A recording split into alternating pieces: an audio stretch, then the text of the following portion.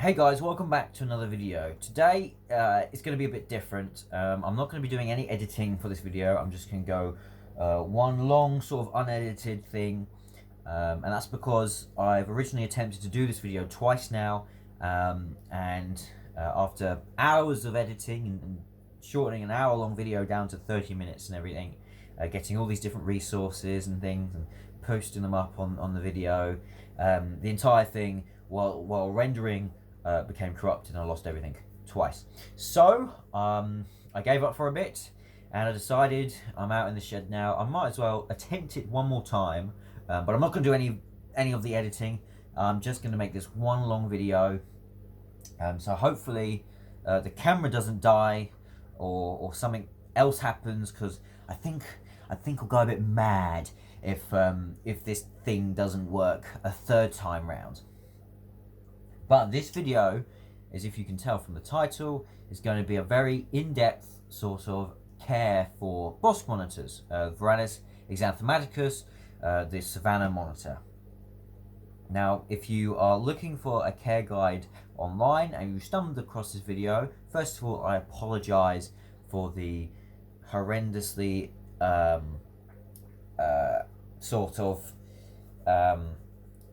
unprofessionalism in this thing, but like I just mentioned, I'm slowly going mental with this, so I'm just going to go through everything I've sort of found out over the years of keeping Bosc monitors. Now, before I go any further into this, everything I am going to talk about in this video is my opinion. It's things that I found out through my experiences and my online research to do with field studies. Everything I tend to do about my animals when it comes to care is actually look more into wild examples of the animals to better represent them in captive environments. So I'll link some of the good resources I found on these guys out in the wild, which I no doubt will reference to throughout this long rambling video. Okay, so I'm currently sitting in front of the Bosc Monitors enclosure. This is an 8-foot long by 4-foot wide enclosure. This one's actually 3 foot tall, but ideally you want to offer them 4 foot plus because they can climb rather well. However, I find this is a good sort of baseline enclosure dimensions that the majority of keepers for Bosc monitors all sort of agree on, really. An 8 foot by 4 foot is the minimum. They are very active animals. They move around a lot, and in order to offer them the right amount of space for both enrichment and the appropriate heating, you do need to offer them a large enclosure like an 8 by 4, and that's 4 feet. I don't know if I mentioned that. Okay, so mine's made out of wood. You can use different materials. Just be aware that these guys like it rather humid. So if you do make it out of wood, make sure you seal it, and you will probably have to replace it every once in a while because it will rot away and things like that. Now, Bosc monitors are very active animals. They are extremely good climbers when they're younger. They're extremely good diggers throughout their entire life. In the wild, they're seen digging deep burrows into the ground, which they spend a lot of their time. And they are extremely good at swimming and walking around as well. In the wild, they spend a large portion of the time searching for food, primarily insects and bugs and things under the ground. So a lot of that time you need to sort of try and replicate in captivity for enrichment purposes is digging incorporated enrichments. Things like scatter feeding food and burying it under soil will sort of attempt to mimic that wild behavior. So when it comes to offering them an enclosure, offering them a deep substrate is very important as well. Offering them a substrate that holds a lot of moisture and holds that sort of digging material is good, if you know what I mean, like a mixture of sand, a topsoil, some clay sort of stuff mixed in as well is really good because they can dig down in that and it actually holds the sort of tunnels and things for the animal. A really important thing you need to look at when offering them substrates and things is you want that humidity sort of gradient the deeper you go. So the top of the soil really can be a little bit moist, but ideally you want it to be fairly dry. However, you go down a couple centimeters on top of that sort of, you know, the dry leaves and soil there, it starts getting moist and wet and humid, and also it gets cooler as well. So if the animal ever feels too warm, it can bury down into this substrate like they do in nature, and it's an instinctive thing for them to do. They go down deeper into soils. So then you can sort of make that sort of environment healthier for them to, you know, do their thing, I guess. So that's very important. It's important for their respiratory system, and it's also very important when they shed and things. Okay, so heating wise, these guys like it very hot. Now they're from Africa, they're from Ghana and places like Ghana. I believe it's the western part of Africa, and it's actually rather warm, and it's also very humid because it's sort of the coastal winds that get blown in from the sea. So in the mornings and evenings, it can get, you know, fairly moist. You get that sort of morning dew on the leaves and things. So spraying these guys down is important in the mornings and evenings. Helps them stay hydrated. But also the heat is very important as well. These guys like to bask, and you know, you want to offer a basking area with a hot spot that will get to, you know, I believe it's 110 degrees Fahrenheit, which I think's 45 degrees Celsius, I think. And in order to achieve this healthily and safely, you need multiple basking bulbs in one area. Now this is to do a couple of different things. It's to achieve that heat on that spot, but it's also to distribute that heat across the entire animal when it basks.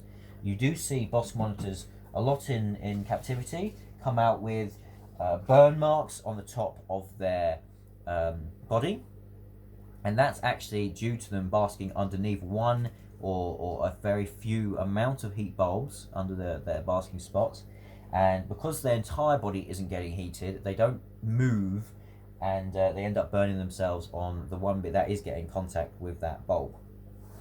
So offering them proper bulbs and appropriate bulbs that will distribute across the entire animal to allow the entire animal to evenly heat up at the same time will make sure the animal can thermoregulate properly, and you'll avoid burns and things like that.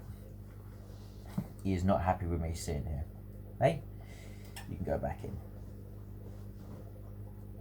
Now, using the correct bulbs is very important as well.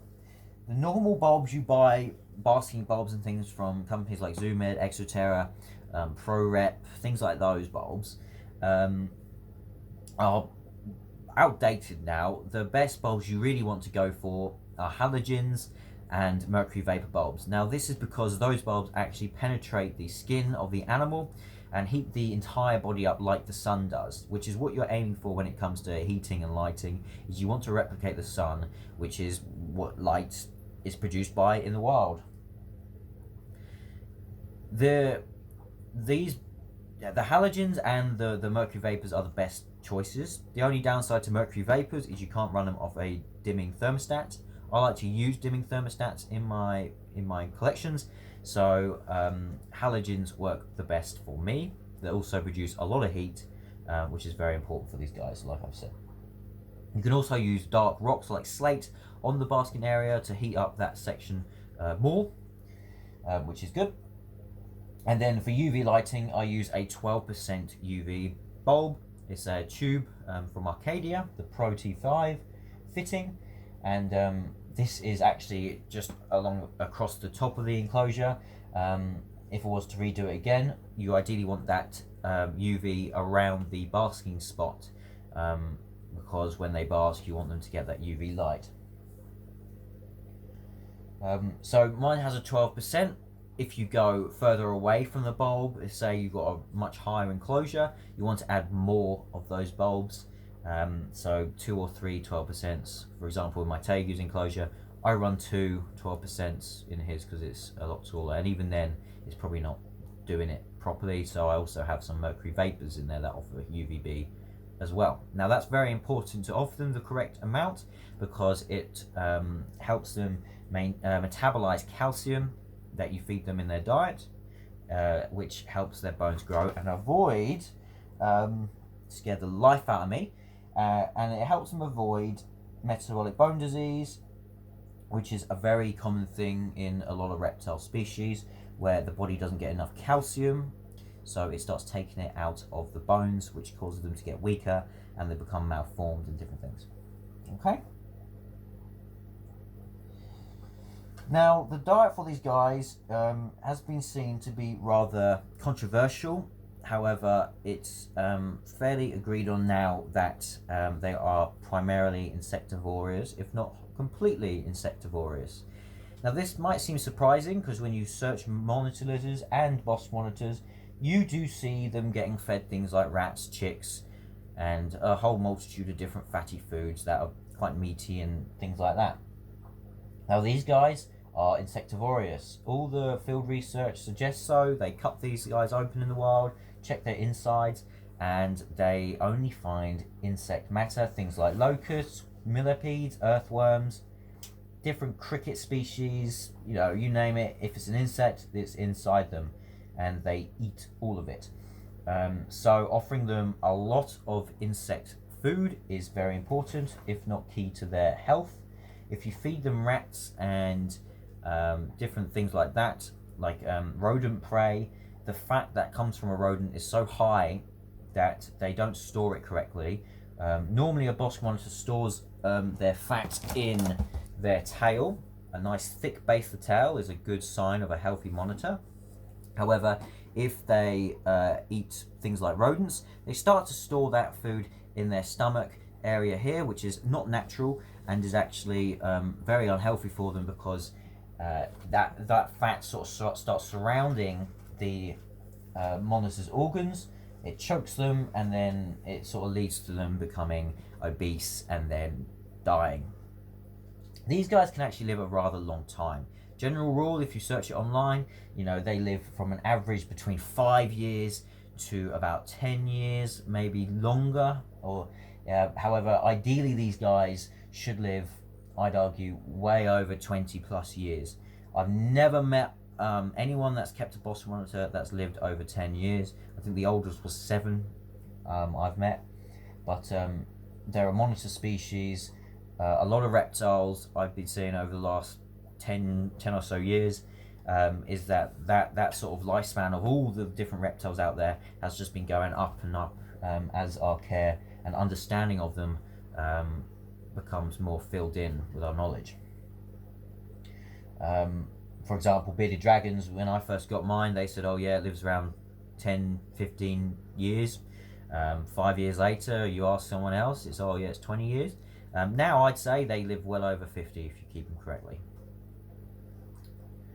So yeah, so that is that sort of side of things. They are completely insectivorous. You want to feed them insects, that's it.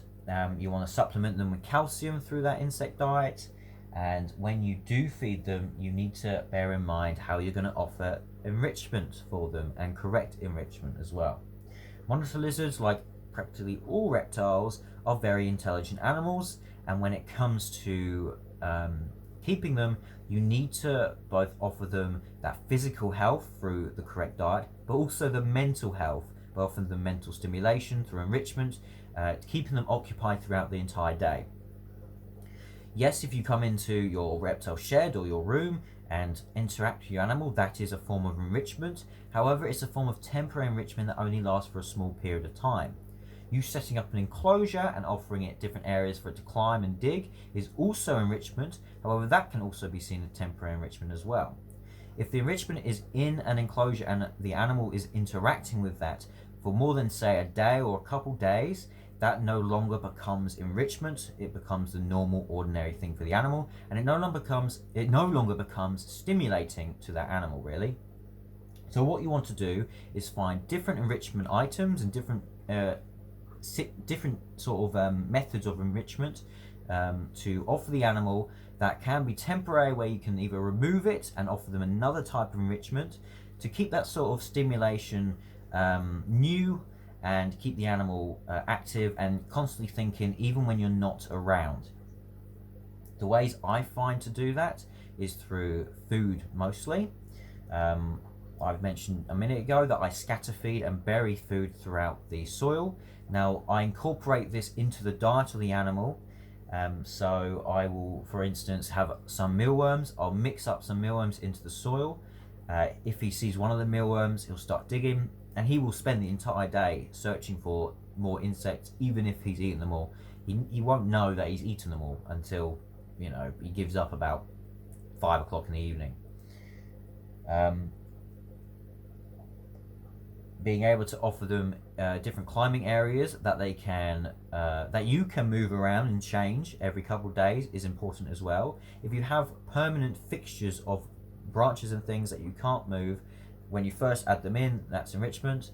After a couple days, it's no longer enrichment. It's always there for the animal. They don't really care. They will use it, but it's not as stimulating. So having things that you can move around physically and change, things like fake plants, foliage, you know, all those different things, maybe different sized water dishes, that's very good for the animal because it changes up the environment and sort of brings up that new stimulation. Gives them something to do. It's almost like a child. You don't want them to get too bored, so you give them new toys, different things. Now, I'm rattling off things. It's already 15 minutes, and I've not even scratched the surface really. I'm forgetting things left, right, and center, so I'm just going to chuck in some things that I might have just forgotten.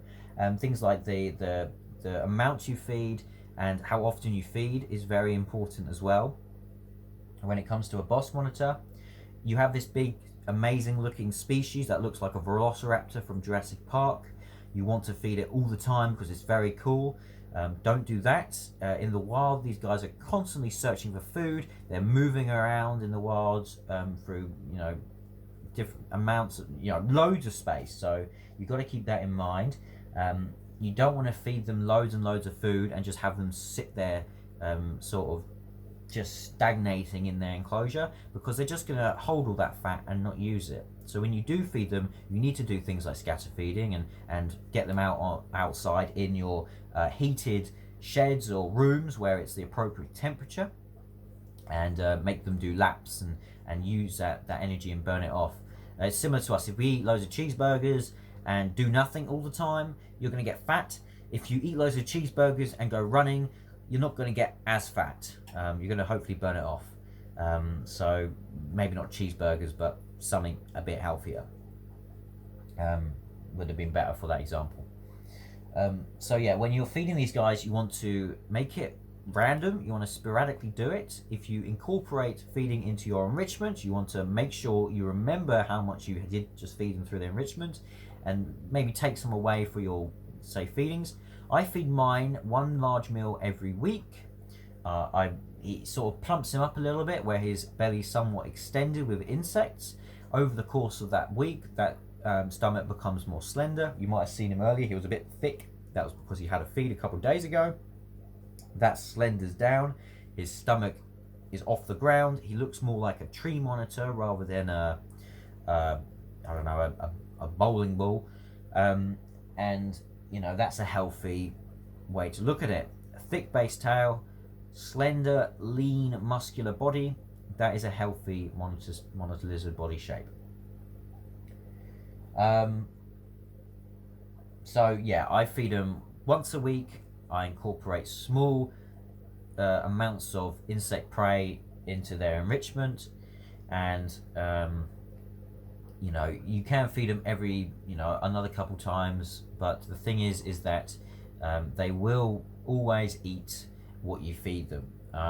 They will never stop eating if you keep feeding them, which will also be an issue why there's so many out there that get so obese so quickly, because people just power feed these animals. I have never, when I was looking at all my online research and everything, anything on field studies and things, I'd find it very hard to come across studies or anything where people have found Bosc monitors reaching that 4 foot plus mark. You go to pet shops with these guys that have had them for a while, or you see these private keepers with these gigantic Bosc monitors that are like 4 foot. which is something I thought they get to when I got mine. And these, you know, they're these 4-foot animals that are 3 to 5 years old. Mine is 5 years old. He's around 3 and a bit feet. I could not find any information on people finding 4-foot long, thick Bosc Monitors in the wild. If they do get that size, it's from being very lucky and finding loads of food in the wild and a lot of years out in the wild. You know, I believe that these guys don't live so long in captivity because we feed them way too much. So they don't grow, so they grow really quickly, and then they just don't live long.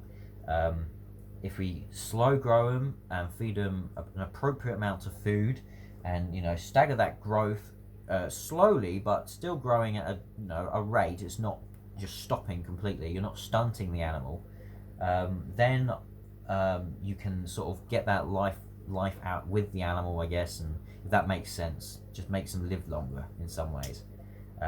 It's similar to, like, say, tortoises or snakes. You never want to be power feeding an animal. If you feed a tortoise too much in one go, it starts to get horrible misshapen shells with pyramiding issues.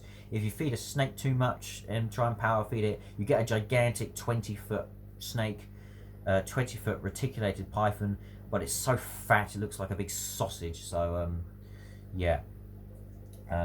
So yeah, that's basically my thought on that. Let's think if there's anything else that I've forgotten. There's probably loads of things I've forgotten. They estivate, there you go.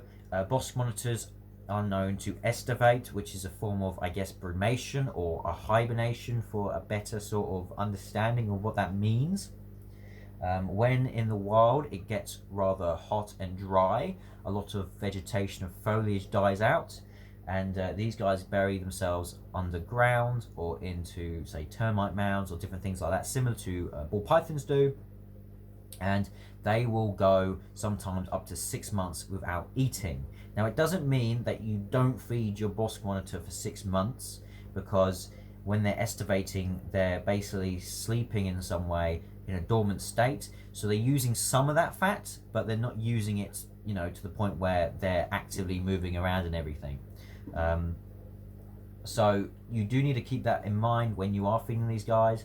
It's another reason why they do get, you know, fatter than in the wild. They do look a bit thicker in the wild, because thicker in captivity even, because in the wild they go through this fasting period where they're just out there in the wild and everything. Another thing is to bear in mind, parasites. This is the same with the large majority of wild animals, is that when we're feeding them in captivity, we have to remember that the parasites in the wild animals does take you know, some of that nutrient out. You could argue that in captivity, you know, not having parasites is a benefit and everything, but you know, it's a natural thing for parasites to be in wild animals. You take any wild animal, chances are it's got a species of parasite, if not hundreds of parasite species living inside it, particularly in reptiles. So it's one of those things where in the wild they get on perfectly fine, if not they get on healthier than in captivity. They live longer and they look better. So we need to bear that in mind when we're feeding our animals as well. We don't need to give them that massive amount of nutrients that they might get in the wild. They don't, you know, they gorge themselves in the wild certain times a year on big locusts, you know, hordes of locusts coming in and everything. So maybe we don't need to do that as much. We just need to make sure we give them that steady, gradual growth throughout their life, I reckon. So hopefully I haven't rambled on and you just sit and think, what the hell is this weird guy sitting on the floor doing? I'm sort of just spouting the stuff I've said in my last 2 goes at this video with very zero context to why I'm doing it. The last 2 videos were amazing in comparison to this thing that I'm doing. But yeah, I've been going for 24 minutes so far. I'm trying to think really quickly what else there is. There's loads of things. You see a lot of monitor lizards being taken outside their enclosure, taken on walks outside, you know, in the garden and things, being cuddled. Don't do that with Bosc monitors. It's a very bad idea. What you're basically doing is keeping the animal really cold. These guys come from a very warm, very humid climate. If you take them outside in the UK, for instance, it's nowhere near that hot. Even on the hottest days, it's nowhere near that sort of heat or humidity. That's the thing, is humidity is a very big part. So they get cold, and then you open them up to things like respiratory infections and things. When you're seeing your animal get so cuddly with you, oh, it's falling asleep on my lap, it's actually getting close to you because it's trying to get your body heat, because it's cold. Put that animal back inside its cage, leave it alone, let it do its thing, and only bring it out if you have a heated area outside that you can work with. Even better, if you have the ability, build a large enough enclosure where you can physically go into that enclosure and perform enrichment and handling inside that enclosure. That will benefit you and the animal. You can actually create more of a bond with that animal and trust and everything, without putting the animal's health in any form of detriment at all. That's probably the best thing. But even I don't have that space for that, and I have a big shed, so yeah, I don't know. When you're offering them a humid environment, it's very important to make sure that you clean that environment very regularly. A very humid sort of enclosure with a water bowl and everything. What they do is they poop in that water bowl, and because it's so humid, there is a very possible chance to get respiratory infections that way. It might even start with the eyes. You get eye infections. They get essentially the same thing that we get with our what's it called, well, there's different kinds of eye infections and things. You get eye drops for it, and that, if not treated, can actually spread rather quickly to the respiratory system, which can be rather serious. The animal starts wheezing, mucus comes out the mouth, and it actually can kill the animal if you're not careful. These guys primarily come from captive farmed situations that are imported once a year sort of thing. You see large amounts of these guys come over from Africa, from these captive farms as babies. What captive farming means is that they section off a large portion of land where these animals live, and every once in a while they go out there, harvest the eggs, or they just let the animals naturally hatch, and then they just grab the babies up and ship them off. So there is the risk of parasites. There is the added stress to both the capture, there's a fly, the capture, the importation of the animal, and then the acclimation into the sort of captive environment. It's always good to get a captive bred baby who is in your country, because you limit the possibility of parasites, and you reduce the stress of that sort of movement and everything around the countries, or in some instances the world, and different things like that. And you're also it's just more ethical in most ways.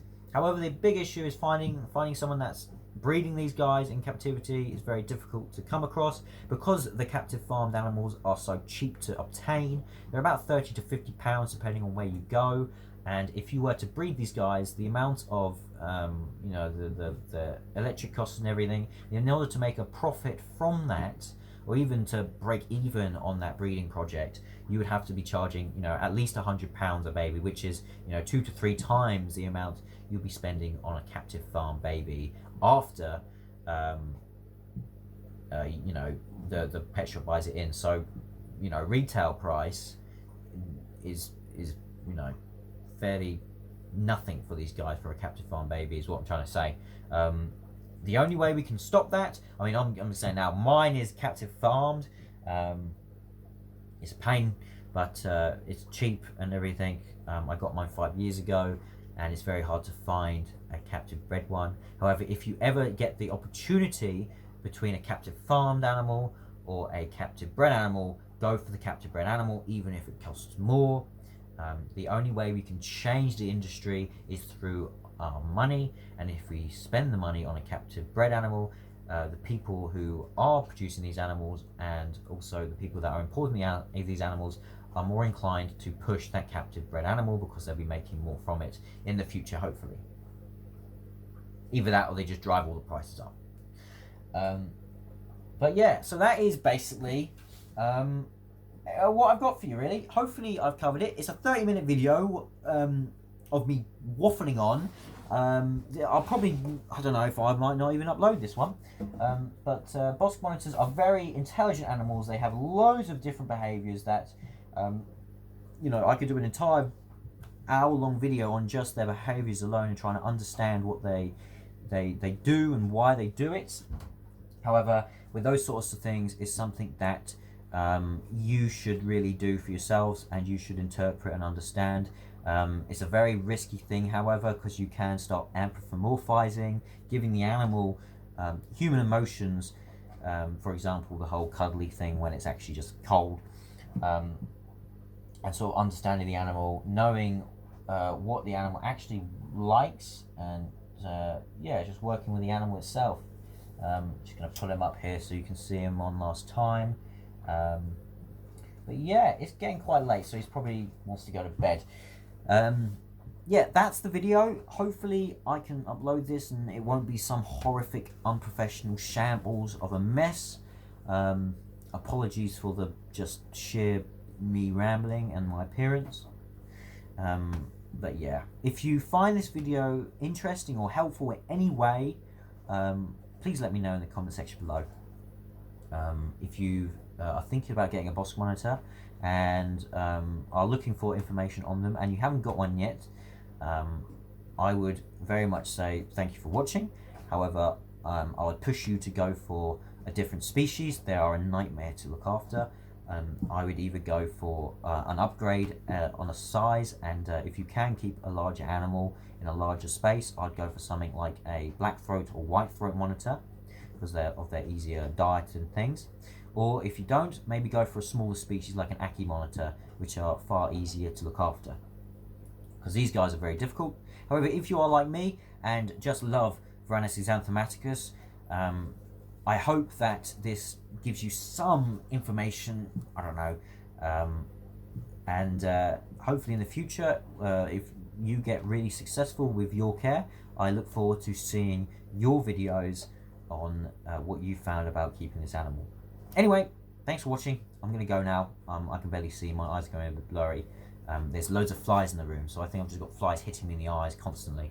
But yeah, alright then, thanks for watching. I'll see you all in the next video I do. Hopefully when I'm not on the floor, crouched like this weird gibbon looking thing. But yeah, thanks for watching. Bye bye.